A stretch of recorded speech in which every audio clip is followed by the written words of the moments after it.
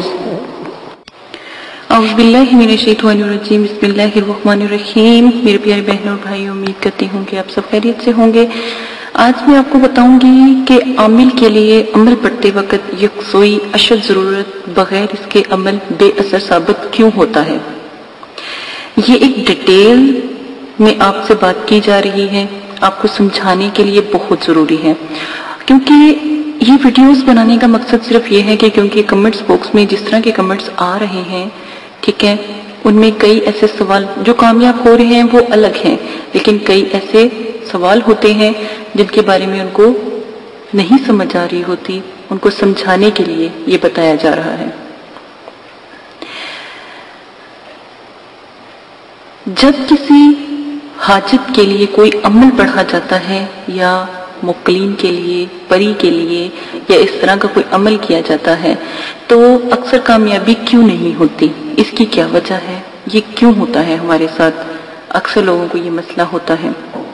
मैंने पहले भी आपको कहा था कि सबसे पहले आपके साथ रूहानियत के, रूहानी आंख के, तीसरी आंख के, थर्ड आई, इनके बारे में आपको क्यों कहा जाता है, इसके बारे में क्यों बताया जाता है, ये खुलना क्यों जरूरी है।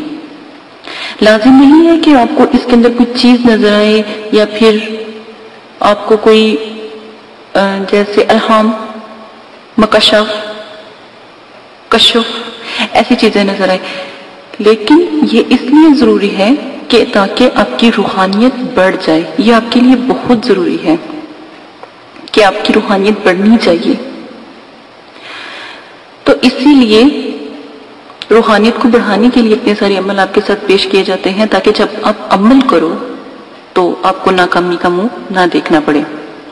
अमल क्यों कामयाब नहीं होता, सबसे बड़ी बात यह है, दिमाग में इंतशार हर वक्त रहता है। कभी भी आप अमल करते हो ना, तो दिमाग आपका, आपके जो है हर वक्त या तो अमल में सोच रहे होगे कि पता नहीं ये ठीक है कि नहीं है, ये गलत है या हम ठीक पढ़ रहे हैं कि नहीं। देखें, तवक्कुल रब मजबूत रखें। जिन लोगों की जुबान में लड़खड़ाहट होती है और वो अल्लाह का नाम लेते हैं और वो ठीक अदा नहीं होता, तो वो भी अल्लाह पाक सुन रहे होते हैं। जिन लोगों की जुबान तोतली होती है या उसमें कोई फर्क होता है, वो अल्लाह का नाम लेते हैं, तो इसका मतलब है अल्लाह पाक सुन रहे हैं। हमें अगर बाज़ वक्त समझ नहीं आती, कोई अल्लाह अल्लाह करती है लेकिन हमें अक्सर दफा समझ नहीं आती, लेकिन अल्लाह पाक उसकी जो है हमद को, सना को सुन रहे होते हैं। तो अगर आपका दिमाग जब आप पढ़ाई करते हो उसमें इंतशार होगा, या लफ्ज के अंदर अगर आपको लगता है हमारी अदायगी ठीक नहीं होगी, दिल से करें। लफ्ज की अदायगी का अपना असर होता है, अल्लाह समद का अपना असर है, ठीक है। पढ़ते पढ़ते अल्लाह समद, अल्लाह समद, अल्लाह समद, कोई दफा ऐसा इंतशार आ जाता है कि हम शायद ये लफ्ज सही अदा नहीं कर रहे, लेकिन अपने आप को एक चीज के ऊपर खड़ा कर लेना और हर चीज को खत्म कर देना, दुनिया, सोच, सब चीजों को खत्म करके अल्लाह के आगे झुकना और उससे मांगना। तो फिर अगर आप मेरा ये तरीका इख्तियार करके रूहानियत के अमल करोगे, इससे आपकी रूहानियत तो मजबूत होगी और बहुत जल्द इंशाअल्लाह हर अमल में कामयाबी भी आपको लाजिम होगी। अब आ जाए आप दूसरे तरीके की तरफ कि दिल में बेचैनी सी होने लगती है। दिल में क्यों बेचैनी होती है? अमल का खौफ होता है। आप ये ना देखें कि अमल में डर है, खौफ है, या कुछ हो जाएगा या कुछ होने को है। जितने भी अमल बताए गए हैं, अल्हम्दुलिल्लाह अल्हम्दुलिल्लाह अल्लाह की रहमत के अमल हैं। जितने भी अमल आपके साथ शेयर किए जाते हैं, कुरान पाक के, अल्लाह के इसमें मुबारक के अमल आपके साथ शेयर किए जाते हैं, उसमें डरने की और खौफ करने की कोई बात नहीं। दिल में बेचैनी इस किस्म की आप कहीं पर भी नहीं लाएंगे। तरह तरह के ख्यालात, वसवसे और इस तरह की चीजें आना, या अपने देखें बहुत से ऐसे जब बुजुर्ग होते थे, वो जब पढ़ाई करते थे तो गारों के अंदर जैसे जंगलों की तरफ निकल जाते थे, ठीक है ना, क्योंकि ان کا دل وہ چاہتے تھے کہ ہمارا دل اللہ کی یاد میں اتنا گم ہو جائے کہ ہمیں کسی چیز کی سنائی نہ دے آواز بھی، تو وہ اس لیے جلد کامیاب ہو جاتے تھے، اور ان کا دل کرتا تھا ہم اور اللہ کی رحمت اور عظمت کو دیکھ سکیں۔ یہ صرف آپ ہی کا عمل نہیں ہوتا، اس میں دل کا تعلق ہوتا ہے، اپنے رب کے ساتھ جڑنے کا تعلق ہوتا ہے، لفظوں کی ادائیگی کا بھی تعلق ہوتا ہے۔ اللہ کا کلام پڑھتے رہیں تو ایک دم سے دل کو سرور ملتا ہے۔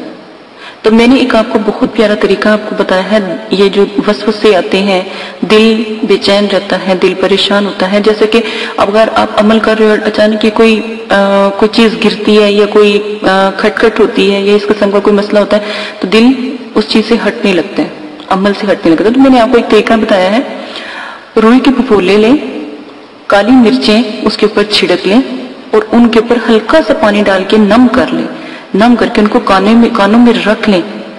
یہ ایک ایسا طریقہ ہے جو بہت بہت بڑے بزرگ عاملین اپنے ساتھ کرتے تھے۔ اس سے اپنے دل کی آواز سنائی دیتی ہے، رب سے جڑنے کا تعلق قائم ہو جاتا ہے اور کانوں کے اندر کسی بھی قسم کی آواز سنائی نہیں پھر دیتی۔ میں یہ اپنا تجربہ بتا رہی ہوں کہ میں ایسے کرتی ہوں۔ میں نے جب بھی عمل کرنے کے لیے بیٹھتی ہوں، حالانکہ مدارس ہوتے ہیں اکثر دفعہ، میں مدارس میں بھی عمل کرتی ہوں، تو لیکن میں کانوں میں یہی طریقہ استعمال کر کے کانوں میں رکھ لیتی ہوں۔ یہ اس لیے آپ کو بتایا جا رہا ہے، اس میں کوئی نقصان نہیں ہے۔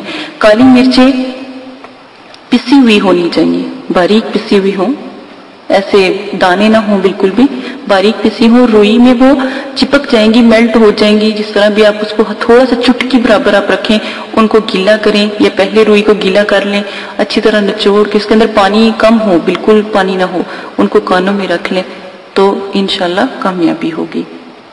اس کے اسباب پر دیکھیں، جیسا کہ عمل کے پڑھنے میں دل کا نہ لگنا، یہ بھی ایک چیز آ جاتی ہے۔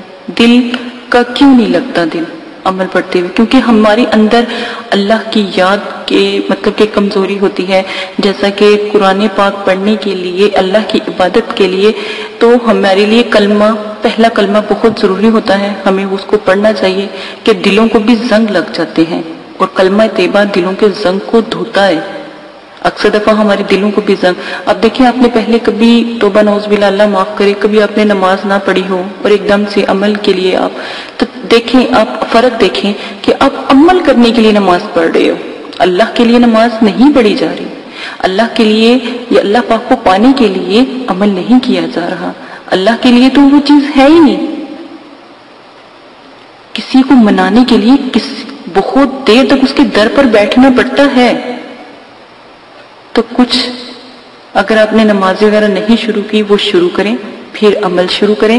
الحمدللہ الحمدللہ، جو نیت ہے آپ کی خاص صاف ہونی چاہیے، تو میں کہتی ہوں عمل میں پہلے چلے میں کامیابی ہو جاتی ہے۔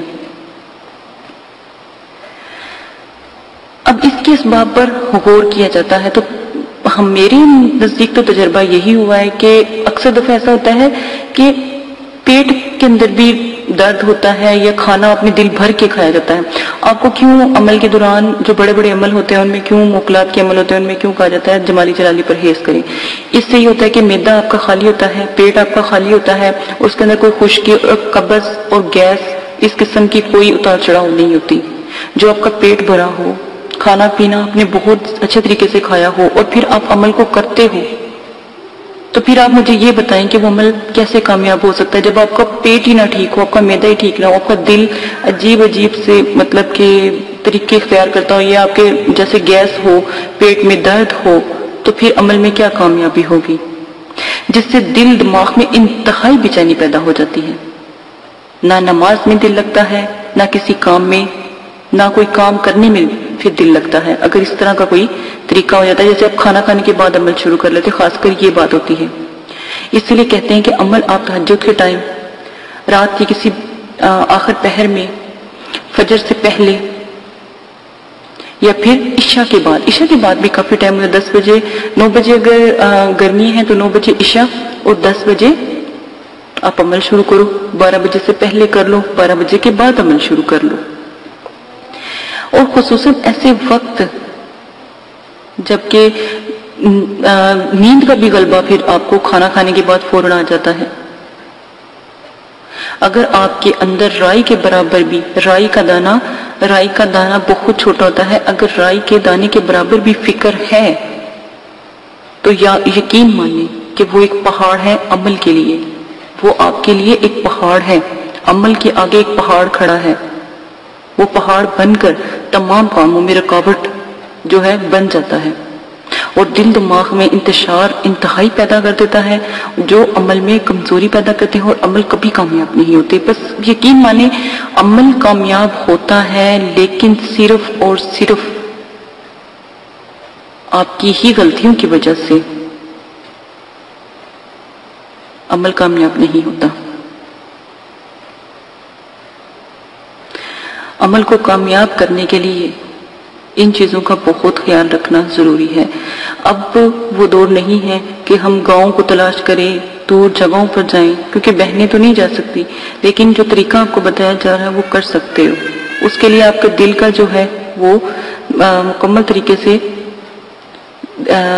کانوں میں روئی رکھنے سے جو ہے وہ طریقہ، تو آپ کا جو ہے آپ کا دل آپ کی آواز سنے اور رب سے آپ کا تعلق قائم ہو جائے گا۔ اسی کے ساتھ اجازت دیجیے گا، یہ باتیں بہت ضروری ہیں آپ کو بتانا۔ اگر کوئی بات بری لگے تو معافی چاہتی ہوں، اگر سمجھ نہ آئے تو تب دوبارہ پوچھیں، 1000 دفعہ پوچھیں۔ اجازت دیں، چینل کو لائک کریں، ویڈیو پسند آتی ہے تو شیئر کریں اور اس کو بھی لائک کریں اور سبسکرائب کریں میرے چینل کو، تاکہ یہ دنیا کا سب سے بڑا عملیات کا چینل بنے، تاکہ اس سے بہت سے لوگ فیض یاب ہو سکیں۔ اجازت رکھیے گا، اللہ حافظ۔ اعوذ باللہ من الشیطان الرجیم، بسم اللہ الرحمن الرحیم۔ میرے پیارے بہنوں اور بھائی، امید کرتی ہوں کہ آپ سب خیریت سے ہوں گے۔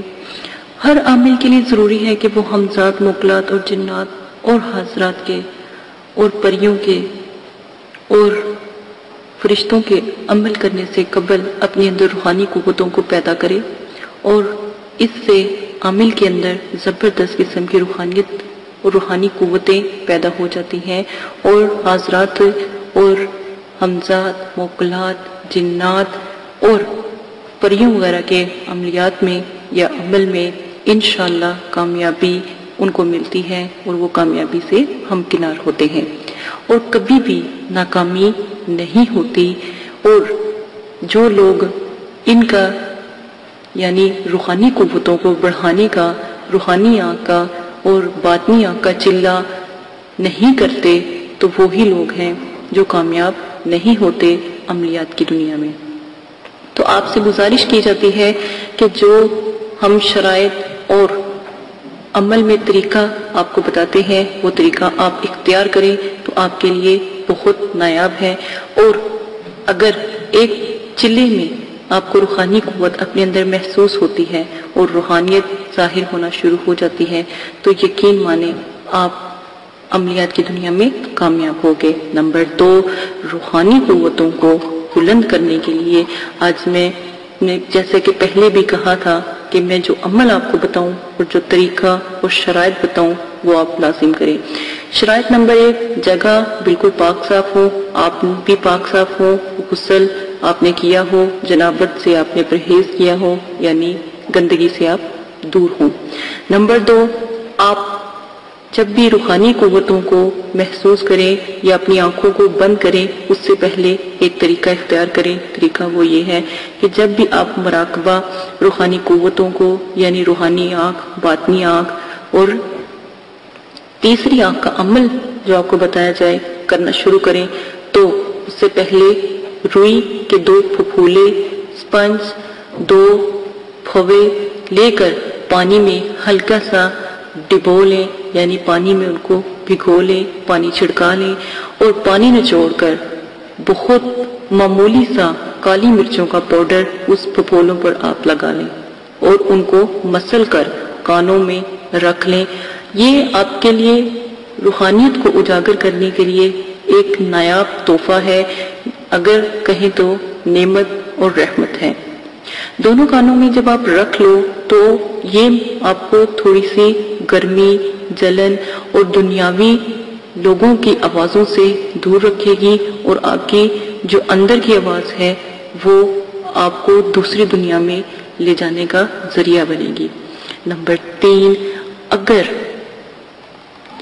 آپ نے عمل کرتے ہوئے اپنے اندر یہ بات رکھی کہ پتہ نہیں یہ عمل مضبوط ہے کہ نہیں، یہ عمل ٹھیک ہے کہ نہیں، تو کبھی بھی آپ کامیاب نہیں ہوگے۔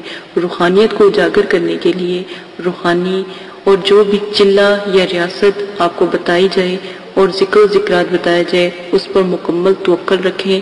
سب سے پہلے توکل رب مضبوط رکھیں، اللہ پر توکل، یقین کامل، اور اللہ سے ایک رابطہ قائم کرنے کا سوچ اپنے اندر رکھیں تو جلدی کامیاب ہوں گے، ورنہ آپ کی ریاست اور چلہ اور عملیات بیکار ہیں۔ ہر انسان کے اندر روحانیت ہوتی ہے، روحانیت موجود ہوتی ہے، کسی میں کم کسی میں زیادہ ہوتی ہے، اور کسی میں اتنی زیادہ ہوتی ہے کہ پہلے روز ہی مشاہدات نظر آنے لگ جاتے ہیں، لیکن بعض لوگوں کی دیری ہوتی ہے، اس لیے ان کو 3 چیزوں کا مشورہ دیا جاتا ہے تاکہ آپ ان 3 چیزوں کی مدد سے روحانیت کو اجاگر کر سکیں۔ نمبر 5، ایسے لوگ جو عصبی مرض میں مبتلا ہوں، دوروں میں، یعنی کسی پر زیرو کا ہونا، مسلط ہونا، سفلی جنات کا مسلط ہونا، ایسی چیزیں اگر ہوں تو وہ ان عملیات سے پرہیز کریں اور روحانی قوت وغیرہ کا بھی عمل نہ کریں، کیونکہ اگر آپ پھر عمل کرتے ہو تو یہ پھر خطرناک ثابت ہو سکتا ہے اور خطرہ عظیم ہو سکتا ہے۔ اس چیز کا خاص خیال رکھیں کہ کوئی بھی مریض یعنی جس کے اوپر جادو وغیرہ یعنی جنات کا اثر سایہ پہلے بھی رہ چکا ہو یہ عمل نہ کرے۔ آگے جس طرح بھی آپ کو طریقہ بتایا جائے وہ آپ لازم اختیار کریں۔ جو عمل جس طرح بتایا جائے گا، جیسے ہی اس کا طریقہ بتایا جائے، جو ذکر بتایا جائے، آپ وہی ذکر اختیار کریں گے۔ اس میں غلطی کی کسی قسم کی گنجائش نہ کریں۔ روحانی آنکھ میں اگر آپ کو کہا جاتا ہے کہ آپ لیٹ کر، اٹھ کر، بیٹھ کر آپ یہ عمل کر سکتے ہو، چلتے پھرتے یہ عمل کر سکتے ہو، تو اس میں آپ ان چیزوں کو استعمال کر سکتے ہو، اس کا آپ کو فائدہ ہی ہوگا۔ نمبر 7 میں ہم آپ کو یہ بات واضح بتا دیں کہ جب روحانیت ظاہر ہوتی ہے، سر میں درد، شدید درد شروع ہو جاتا ہے اور آنکھیں بھاری ہو جاتی ہیں اور آنکھیں بھاری ہو جاتی ہے، ہتھیلیے پاؤں سن ہو جاتے ہیں، بھاری ہو جاتے ہیں اور ایک جھٹکے سے روحانیت کھو جاتی ہے۔ اور نمبر 8 میں بجلی کسی چمک بھی نظر آتی ہے، یہ روحانیت کی جو کامیابی کا حصول ہے، یعنی کامیابی ہوتی ہے اگر یہ چیزیں ظاہر ہوتی ہیں۔ سر کا بھاری ہونا، آنکھوں کا بھاری ہونا، ہاتھوں پاؤں کی ہتھیلیوں کا بھاری ہو جانا اور اپنے اندر بجلی سی کی چمک کو محسوس کرنا، روشنی کو محسوس کرنا، اللہ کا نور محسوس کرنا، یہ روحانیت میں آپ کی کامیابی کی دلیل ہے۔ اور اگر پھر بھی کوئی مسئلہ آپ کو پیش آتا ہے کمنٹس باکس میں آپ بتا سکتے ہیں، کمنٹس باکس میں ہم سے بات کر سکتے ہیں۔ اسی کے ساتھ روحانیت کے نایاب شرائط اور طریقوں کو آپ کو بتا دیا گیا ہے۔ ہر روحانیت میں آپ جو روئی کے پھپھولوں والا طریقہ ہے وہ ضرور اختیار کریں، اس سے کامیابی جلدی ہوگی۔ اور نمبر جیسا کہ 3 یا 2 میں بتایا گیا ہے کہ آپ روحانیت کو اجاگر کرنے کے لیے کانوں میں روئی کا استعمال ضرور کریں اور چلوں کا کم از کم 3 چلے لازم کریں۔ اجازت دیں، اپنا خیال رکھیے گا۔ پھر بھی کوئی بات سمجھ نہیں آتی کمنٹس باکس میں کمنٹس کریں۔ ہمارا بھرپور کوشش ہے کہ مدرسے والے آپ کا مکمل ساتھ دیں۔ اگر کسی وقت کسی کمنٹس کا جواب نہ دیا جائے تو اس بات کو آپ سمجھ جائیں کہ وہ یہاں پر نہیں ہے یا پھر کسی وجہ سے جواب نہیں دیا جا رہا۔ ٹھیک ہے، اجازت دیں، اپنا خیال رکھیے گا۔ اللہ حافظ۔ آپ نے ابھی تک ہمارا چینل سبسکرائب نہیں کیا تو اسے سبسکرائب کر لیجئے اور بیل کے آئیکن کو پریس کیجئے تاکہ ہر آنے والی نئی ویڈیو کا نوٹیفیکیشن آپ کو مل سکے۔